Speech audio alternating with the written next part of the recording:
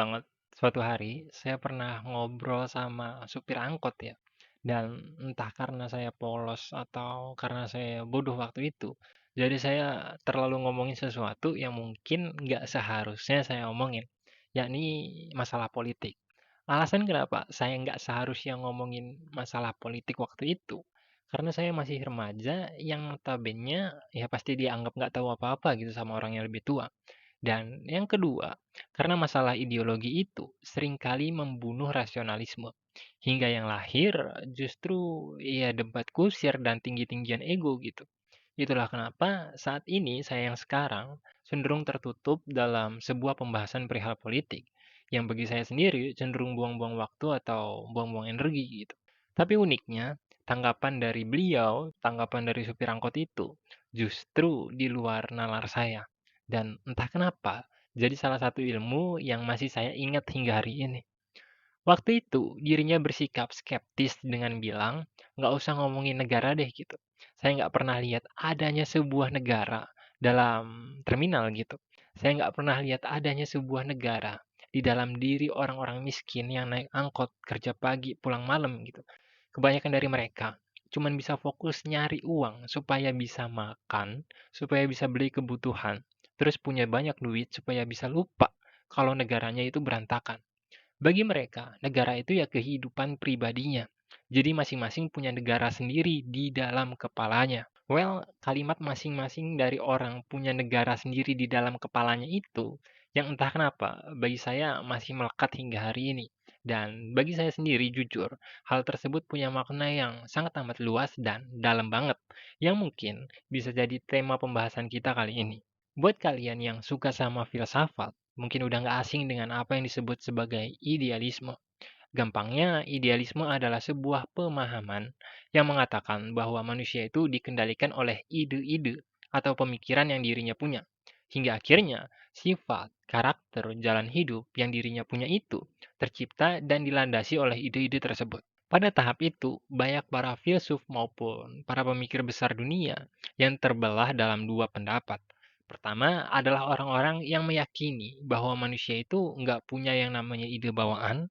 Kedua adalah mereka yang percaya bahwa manusia itu sebenarnya ya punya ide bawaan gitu. Apa sih yang disebut sebagai ide bawaan itu gitu? Apa yang namanya ide bawaan itu? Ide bawaan adalah sebuah ide yang tertanam dalam diri manusia, yang sejak manusia lahir hal itu ada. Jadi, terlepas beragam jenis ide atau pengalaman atau pemikiran yang manusia punya sepanjang hidupnya, semua itu tetap nggak bisa menghapus keberadaan ide bawaan tersebut. Salah satu ide bawaan yang dianggap paling relevan atau paling memungkinkan untuk eksis dalam diri manusia adalah keinginan untuk survive atau kebutuhan untuk mempertahankan kehidupan gitu. Jadi bisa dibilang, kebutuhan untuk mempertahankan hidup itu atau keinginan untuk survive adalah sesuatu yang nggak perlu diajarkan, gitu. Ide tersebut sudah tertanam di dalam diri setiap makhluk, termasuk manusia. Dari sini, pembahasan kita dimulai. Kebutuhan untuk bertahan hidup dalam diri manusia pada mulanya bersifat sangat amat sederhana. Hanya sekedar untuk makan, nyari tempat berlindung, menjauhi predator, dan lain-lain. Sama persis dengan apa yang digambarkan oleh Abraham Maslow mungkin dengan piramida kebutuhannya. Tapi semua itu pada akhirnya berkembang seiring dengan berubahnya konsep atau pemahaman yang manusia miliki tentang hidup gitu. Seiring dengan perkembangan zaman, evolusi ilmu pengetahuan, pada akhirnya ide-ide manusia tentang apa itu kehidupan berkembang dan lebih berkembang lagi. Salah satu hasil dari perkembangan ide tersebut adalah kelahiran sebuah negara yang dianggap dapat memudahkan manusia untuk hidup, baik dengan keadilan atau konsep keamanan, konsep kesejahteraan, dan beragam jenis pengelolaan lain dalam hidup manusia. Jadi, bisa dibilang fungsi sebuah negara itu yang mengikuti ide bawaan yang manusia punya sebelumnya tadi gitu, untuk memperbesar kemungkinan manusia agar survive atau bertahan hidup. Oleh sebab itu, ketika sebuah negara dianggap gagal atau rusak atau tidak berjalan sebagaimana fungsinya, maka wajar aja kalau manusia ya jadi nggak peduli-peduli amat gitu sama negara. Sebab nilai dari sebuah negara itu ya cuman dianggap sebagai salah satu opsi untuk membantu manusia menjalankan hidup gitu, bukan segala-galanya. Karena faktanya manusia itu bisa hidup tanpa sebuah negara. Pada akhirnya, yang paling penting bagi diri masyarakat modern saat ini atau bagi manusia adalah bagaimana mereka dapat menjalani kehidupan pribadinya. Gimana supaya mereka bisa makan, mungkin bisa kerja, bisa senang-senang, atau bisa lakuin banyak hal yang dirinya mau. Itulah poin paling mendasar masyarakat modern saat ini dengan idealismenya tentang hidup. Itulah juga kenapa di negara yang cenderung gagal memainkan fungsinya sebagai sebuah negara, maka masyarakat akan dibebas liarkan. Terserah mau ngapain aja gitu. Mau suka sama hobi tertentu ya terserah. Mau ciptain hal viral dan hal tren yang gak jelas juga bodo amat. Selama hal itu bisa bikin masyarakat lupa kalau negaranya itu ya fungsinya gagal gitu. Atau bahkan bukan cuma gagal, tapi juga sering ngelakuin beragam jenis kerusakan kayak korupsi dan lain-lain gitu ya. Manusia atau masyarakatnya dibebasin gitu aja. Terserah lu mau main-main kayak gimana, mau ciptain hal viral kayak gimana, mau bikin tren kayak gimana. Yang penting lu sibuk sama diri lu sendiri dan lu nggak usah ngurusin negara gitu. Masyarakat pun sebenarnya ya sama aja gitu. Kebanyakan dari kita acuh terhadap nilai maupun fungsi dari sebuah negara dan memilih untuk fokus dengan kehidupan pribadi kita masing-masing. Paling mentok nih ya, paling mentok. Cuman ribut dan keluar-keluar di sosmed. Yang tujuan utamanya bukan untuk memperbaiki negara, bukan. Saya percaya 100% tujuan mereka kebanyakan bukan itu. Tapi untuk terlihat benar atau cuman sekedar supaya kelihatan keren dengan opininya. Makanya kalau ditanya perihal memperbaiki keadaan yang ada sekarang ini, itu bisa dibilang susah banget gitu. Karena masing-masing baik pemerintahan atau masyarakat kita itu udah cukup tercemar ya.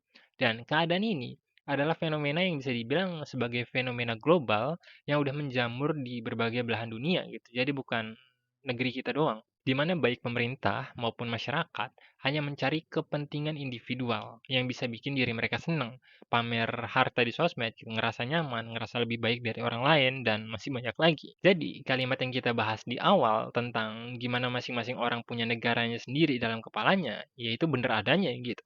Bahkan kebanyakan orang yang bekerja di kursi pemerintahan atau anggota dewan pun ya sama aja gitu. Itulah yang bikin banyak terjadinya kasus suap, kasus korupsi, kasus penggelapan dana, pencucian uang, dan lain-lain gitu. Karena mereka lebih mementingkan negara di dalam kepalanya itu kesejahteraan atau apa ya, keadilan versi diri mereka sendiri yang orientasinya ya diri mereka sendiri gitu, kepentingan individualnya. Entah kenapa makin ke sini kebanyakan orang justru makin lebih fokus sama diri mereka masing-masing gitu, lebih bersikap individual lah gitu. Padahal katanya manusia itu adalah makhluk sosial, tapi kok kenyataannya kayak gini gitu sekarang. Atau mungkin sebenarnya manusia itu bukan makhluk sosial. Kita cuman disatukan atau cuman berkompromi dan berinteraksi dengan sesama kita hanya untuk menggapai tujuan-tujuan tertentu. Dan sekarang, ketika kebanyakan tujuan dan kekuatan bisa dengan mudah digapai dengan uang, hingga manusia nggak perlu lagi berkompromi atau berinteraksi ke sesamanya untuk mendapatkan sebuah hal atau menggapai sebuah tujuan, maka kebanyakan dari kita bakal meninggalkan satu sama lain dan hanya fokus terhadap uang gitu, agar tujuannya bisa tercapai. Kalau bagi kalian sendiri gimana? Apakah kalian tipikal orang yang benar-benar peduli dengan sebuah negara? Atau kalian tipikal orang yang lebih mementingkan kebutuhan pribadi dan lebih fokus untuk menciptakan kehidupan versi diri kalian sendiri? Coba jawab di kolom komentar. Sekian kausalisme, semoga video ini bermanfaat. Sampai jumpa.